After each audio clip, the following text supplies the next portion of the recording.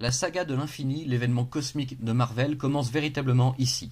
Alors que Thanos, le titan fou, vient de s'emparer des 6 joyaux de l'infini et qu'il les porte désormais sur un gantelet capable de contrôler leur immense pouvoir, l'univers tout entier s'apprête à subir de plein fouet la fureur et la folie de l'amant maudit de la mort en personne.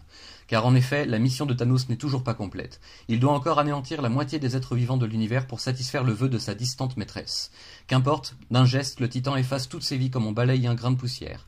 Mais la mort ne semble toujours pas décidée à se livrer à lui et à l'admettre comme son égal. Rendu ivre de rage par cette incessante frustration, Thanos déploie ses terribles pouvoirs divins absolus pour ravager l'ensemble de la création, ce qui poussera les plus puissantes et redoutables entités cosmiques à s'allier pour la toute première fois de leur longue existence afin de contrer le nouveau Dieu suprême. Sur Terre, la situation n'est pas moins catastrophique qu'ailleurs, et après les disparitions inexpliquées et aléatoires sur toute la planète, voici à présent que des séismes et des tsunamis gigantesques détruisent les continents et les grandes villes, laissant de nombreux morts sur leur passage.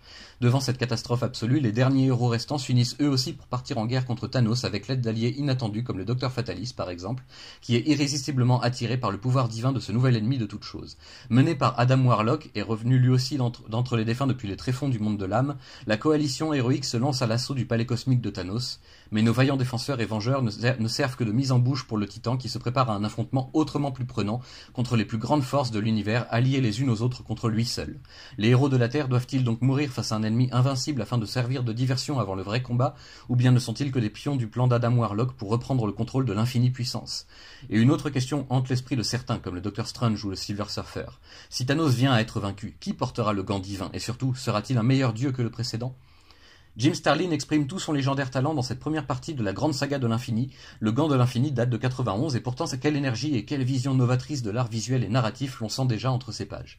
L'action déborde d'énergie et de puissance, ses personnages sont tous convaincants dans leur rôle, y compris et surtout le terrible Thanos, qui est le vrai héros de toute cette histoire, du moins son personnage central à tous les niveaux.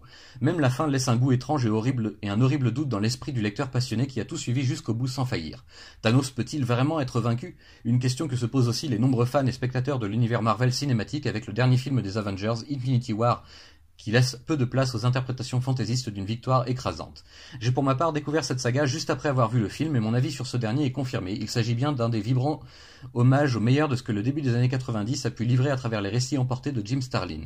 Vous trouverez dans le comic book de nombreux plans ou passages repris presque intégralement dans le film de Marvel Studios, et même si les personnages et l'intrigue sont utilisés différemment d'une œuvre à l'autre, l'adaptation au cinéma ne reste pas moins impressionnante de fidélité et en même temps d'originalité.